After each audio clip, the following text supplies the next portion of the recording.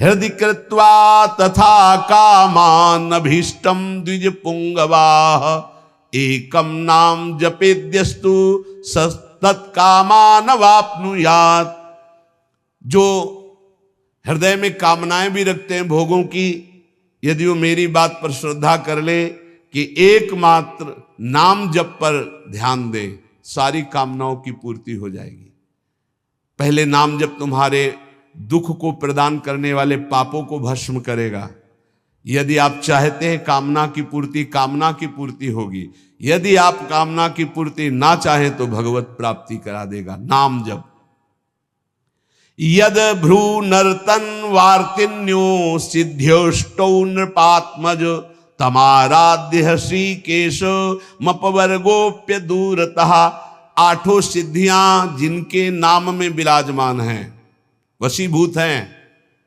आप राधा राधा राधा राधा नाम जप करके देखो, आप देख लो, मान लो हमारी बात, जो चाहोगे प्राप्त हो जाएगा।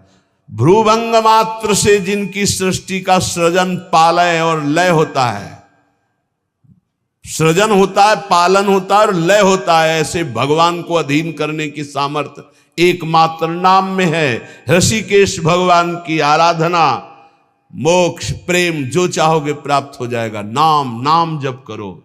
यश्च रामं न पश्येतु यम हि रामो न पश्यति निंदिता सा भवेल्लोके स्वात्माप्येनं विगर्हति। धिक्कार है उसके जीवन को जिसने भगवान की तरफ नहीं देखा। धिक्कार है उसके जीवन को जिसको भगवान ने कृपा करके नहीं देखा। मन क्रम वचन छाण चतुराई तो भजत कृपा करी है रघुराई। अर्थात उसका जीवन व्यर्थ है जिसने नाम जप नहीं किया। सम्याग आराधितो विष्णु किम न यच्छति देहिनाम ते धन्याः कृत पुण्यास्ते तेषां च सफलो भवः। यैर्भक्त्या हृदय आराधितो विष्णु हरि सर्व सुख प्रदः। यदि भगवान श्री हरि की आराधना नहीं की तो ये देहधारी जीव तेरी दुर्दशा होगी। जैसे जानवर को लाठी से मारा जाता है, ऐसे देखा मारते हुए वृद्धों को, भ्रमण में देखा है, सब दृश्य देखे। वही तुम्हारा कर्म तुम्हारे बच्चे की बुद्धि में बैठकर तुमको दंड दे रहा है। तुमने हरि का भजन नहीं किया ना, पूरा जीवन व्यर्थ किया ना, पापाचरण किए उसी बेटे के लिए, उसी परिवार के लिए, वही तुम्हें कष्ट देगा। मान लो ये शास्त्र आज्ञा हो रही। जिसने भगवान श्री हरि की आराधना नहीं की, मंदोदरी छाती ऐसे रावण की पीठ के कह रही, रामो विमुख असहाल तुम्हारा रहा न को कुल रोवनिहारा। भगवान से विमुख होने पर तुम्हारा ऐसा हाल हो गया। देखो भगवान का आराधना का स्वरूप देखो। विभीषण जी अपमानित किए जा रहे दरबार में और भगवान के शरण में जाते हैं तो उसी दरबार के अधिपति लंकाधिपति बनकर बैठ जाते हैं। जो संपत्ति शिव रावण ही दीन दिए दसमात सोई संपदा विभीषण सकुच दीन रघुनाथ। कैसे कृपालु हमारे प्रभु श्री हरि है। जो देहधारी भगवान का भजन नहीं करता दुर्गति ही दुर्गति है, पक्का दुर्गति है। सर्वव्यापी श्री हरि की आराधना जिसने किया उसका जीवन धन्य हो गया। इसलिए मान लो जीवन का परम लाभ धन्य करना, जीवन का नाम जप करना है। चाहे जैसी परिस्थितियों में, क्या पैसा लगता है, राधा राधा राधा, इसमें कौन सी आपकी बहुत सी बड़ी मेहनत लगती, राधा राधा राधा। नाम जपने में क्या जाता है आपका, सब कुछ प्राप्त हो जाएगा। ध्यान रखना। कल एक 28-30 वर्ष की अवस्था ठाकुर जी को लिए हुए, स्वस्थ शरीर, आंखों से अश्रु प्रवाह, कह रहे थे ऐसी कृपा हमारे ऊपर क्यों हुई। मैंने तो कुछ ऐसा नहीं किया, बहुत ही गलत आचरण करने वाला, और आज ठाकुर जी को मैं जी नहीं सकता इनके बिना। ये क्या है, ये क्या संत वाणी का प्रभाव अंदर गया, जीवन के पूरे जीवन को परिवर्तन कर दिया, जीवन का जीवन परिवर्तन कर दिया। बहुत दुर्लभ ये बात है, यही सबसे बड़ा चमत्कार है। मन विषयी भोगों में लगा हुआ और हटकर प्रिया प्रीतम में लग जाए, सबसे बड़ा चमत्कार। रूप मारोग्य मर्थाश्च भोगाश्चैवानुसंगिकान ददाति ध्यायतो नित्यम अपवर्ग प्रदो हरि। तुम्हें सुंदर रूप चाहिए, आराधना करो, नाम जप करो, बड़े सुंदर हो जाओगे।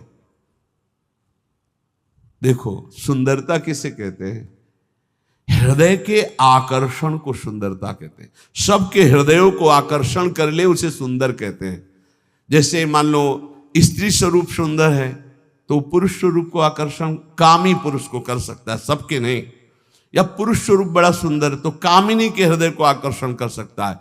लेकिन भक्त का ऐसा स्वरूप जागृत होता है, स्त्री पुरुष वयोवृद्ध दुष्ट पुण्यात्मा पापात्मा महात्मा सब आकर्षित होते हैं। क्यों? क्योंकि उसके अंदर दैवी संपदा भागवतिक सद्गुण जागृत हो जाते हैं। इसे सुंदरता कहते हैं। हजारों लाखों लोग देखना चाहते हैं। क्या देखना चाहते हैं? सुंदरता। कौन सी सुंदरता? भागवतिक। वो पाउडर वाली सुंदरता नहीं, वो भाव बनाने वाली सुंदरता नहीं, वो भगवान नाम की सुंदरता, भगवत भाव की सुंदरता, भगवत भक्ति की सुंदरता। कह रहे रूप मारोग्य मर्थाश्रम। अगर रूप चाहिए तो हरि की आराधना करो, और आरोग्यता चाहिए तो हरि की आराधना करो। बोले आप कैसे नहीं आराधना कर रहे क्या? आरोग्यता तो हम रोगी नहीं है। रोगी मकान में तो रहते हैं लेकिन हम रोगी नहीं है। ना हम कभी रोगी थे, ना रोगी हैं, ना कभी रोगी रहेंगे। ना हम वियोगी हैं ना रोगी हैं। रोगी मकान में रह रहे हैं, ये मकान रोगी। तो सबके रोगी हैं। काम के रोगी, क्रोध के रोगी, लोभ के, ना जाने कितने विकारों के। यहां तो किडनी के रोगी हैं, न जाने कितने मिडनी के रोगी हैं। दिमाग खराब है विषयों में। यहां हम स्वस्थ हैं, स्वास्थ्य हैं। कोई ये मत समझना कि प्रेमानंद रोगी होता है। प्रेमानंद एक ही बात का रोगी होता है, प्रेम का, और किसी बात का रोगी नहीं होता। ये शरीर है, किसी का स्वस्थ नहीं है। जो शरीर में स्थित पुष्ट भी दिखाई दे रहे वो स्वस्थ नहीं है। मृत्यु के भय से भयभीत, काम क्रोध लोभ रोग से ग्रसित है। स्वास्थ्य वही है जो परमात्मा में स्थित है, भगवत भाव में स्थित है। ऐसा आरोग्यता प्रभु देते हैं कि भवरोग ही नष्ट हो जाता है तो और रोगों की क्या बात। भवरोग ही नष्ट हो गया तो और रोगों की बात क्या। अर्थाश्च, अर्थ माने होता संपत्ति। इतनी बड़ी संपत्ति मिली है कि ब्रह्मा के पास भी नहीं है। कुंज महल की टहल सुख, दंपति संपत्ति पाई है। जैसे रूप लाल हित प्रीति सो जो 84 गाई है। हमें संपत्ति मिल गई, दंपत्ति प्रिया प्रीतम। हम कोई बोले रूप मारोग्य मर्थास्य भोगास्य वानुसंगिकान। बोले अद्भुत भोग की प्राप्ति। कौन सा भोग? बोले प्रिया प्रीतम की रस केली के दर्शन का भोग। जैसे ही हरिवंश निकट दासी जन लोचन चसक रसासो गटकत। रसासो गटकत, लोचन चसक रसासो गटकत। ददाति ध्यायतो नित्यम अपवर्ग प्रदो हरि। जो हरि का ध्यान करने वाले हैं उनको रूप मिलता है, आरोग्यता मिलती है, संपत्ति मिलती है, भोग मिलता है। और ददाति भगवान नित्य अपवर्ग अर्थात मोक्ष सुख, नित्य सुख उसे प्रदान कर देते हैं।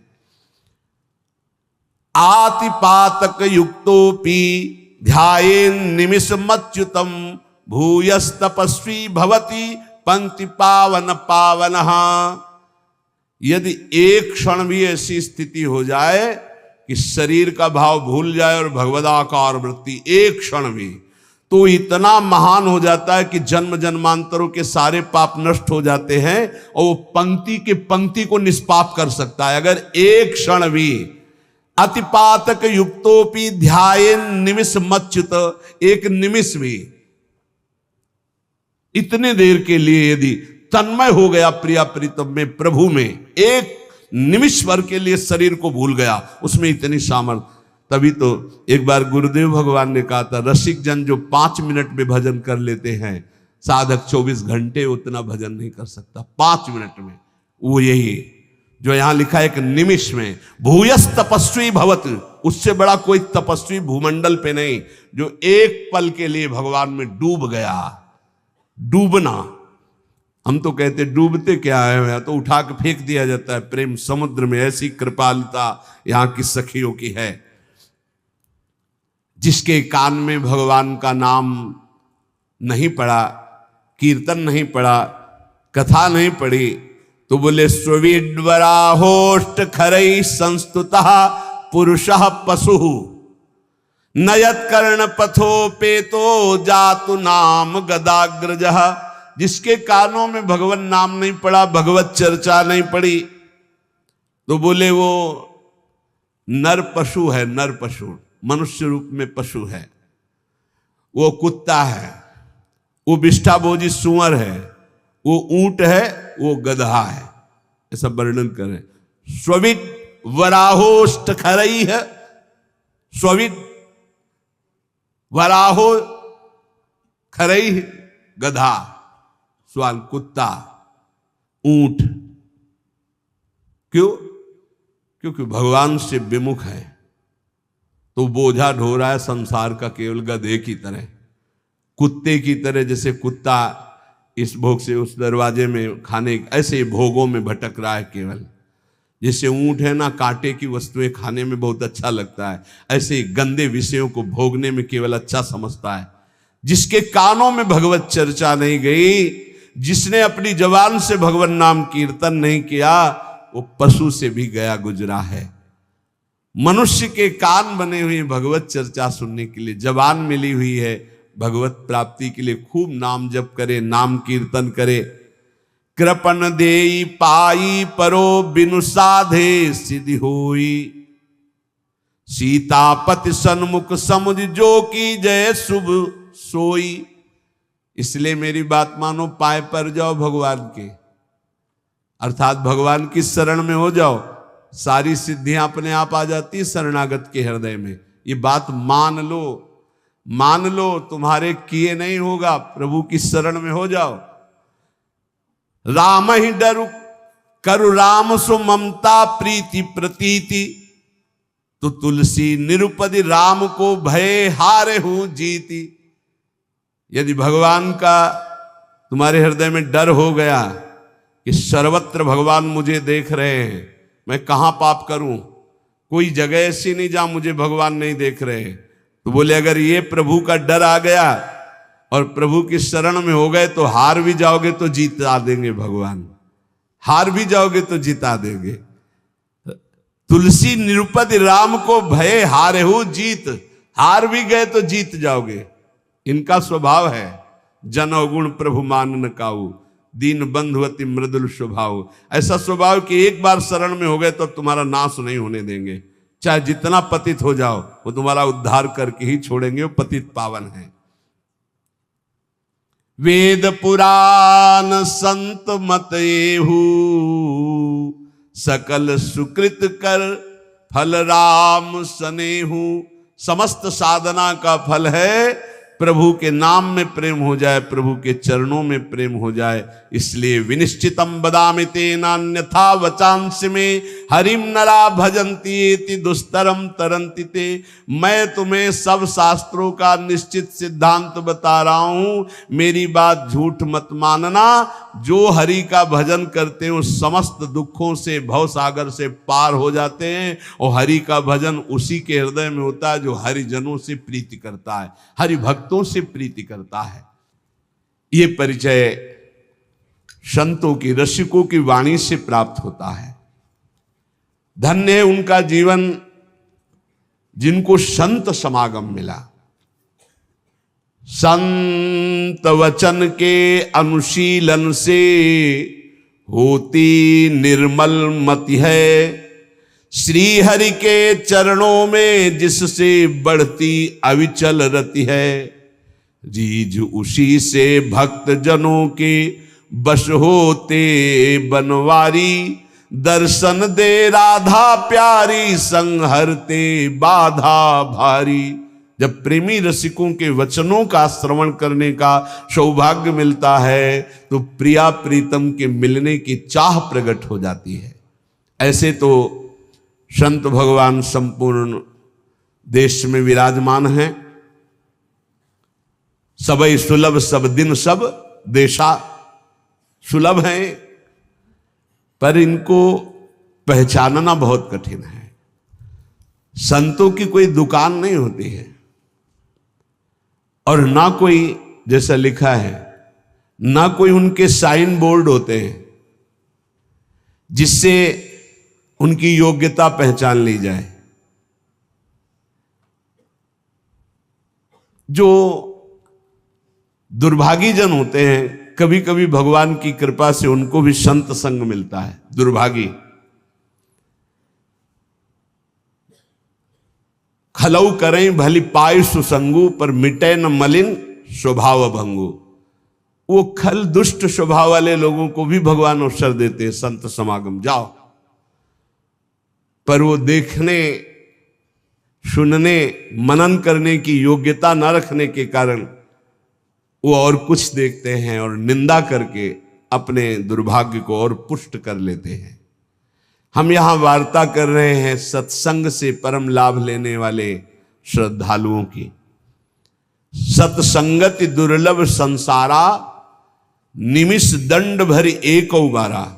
यदि एक बार भी संत का संग पलक झपकने भल के समय को मिल जाए तो जीवन का परिवर्तन निश्चित होगा। संत संग की पहचान जीवन का परिवर्तन हो जाना।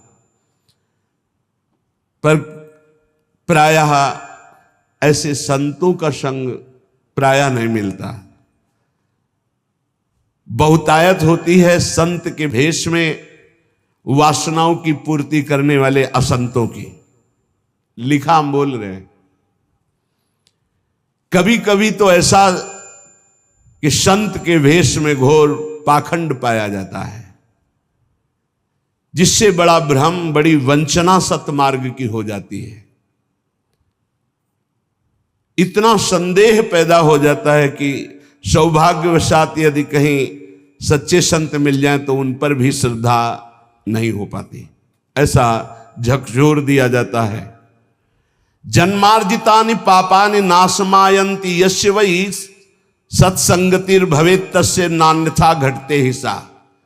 बहुत जन्मों के जब सुकृत एकत्रित होते हैं, भगवान की कृपा करुणा बरसती है, तब संत संग का संयोग बनता है। हमारी श्रद्धा वहां समर्पित होती है।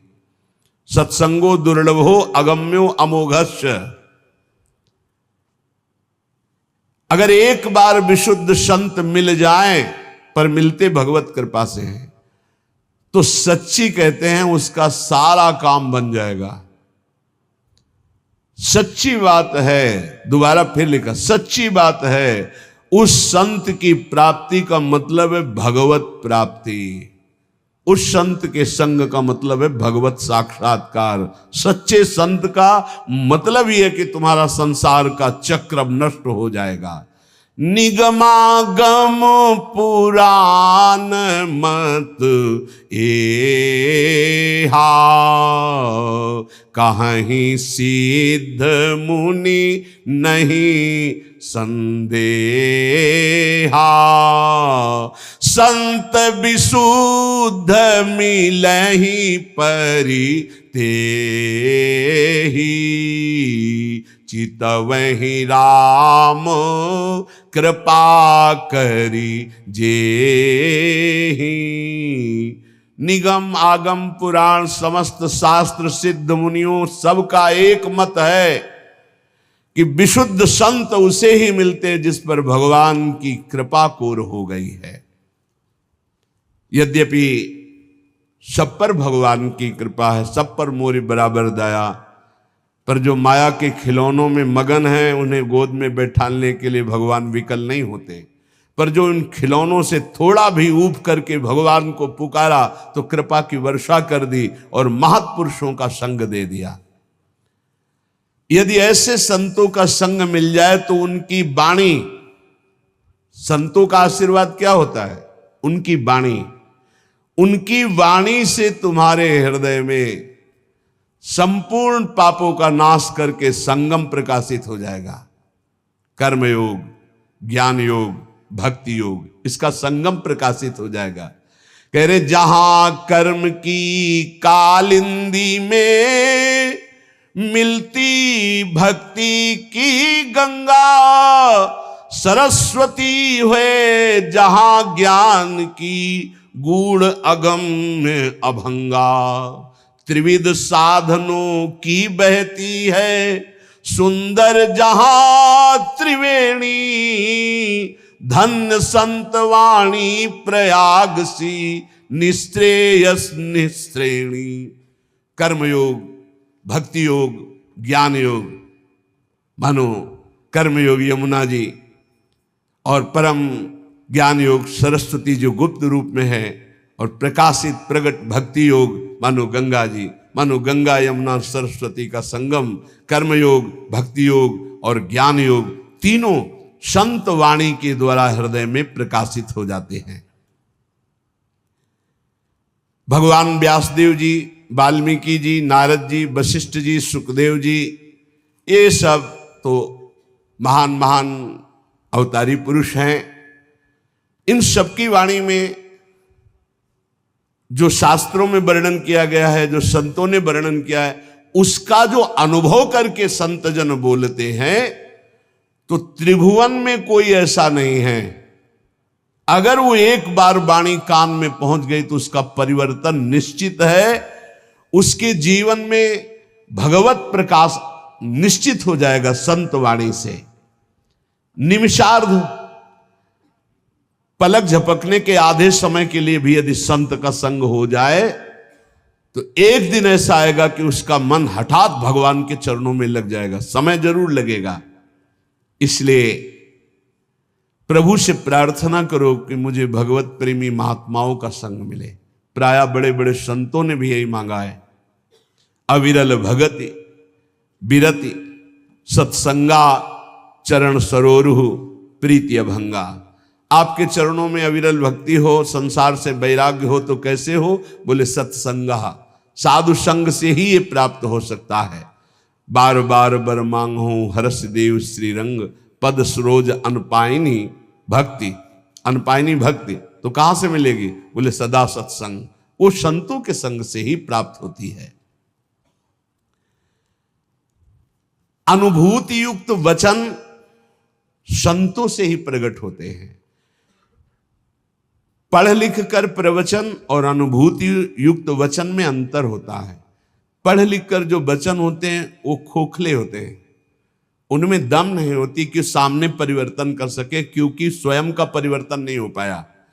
संतों के वचन में यह अंतर होता है कि प्रभु की कृपा का कारण विशेष उन्होंने अनुभव किया है।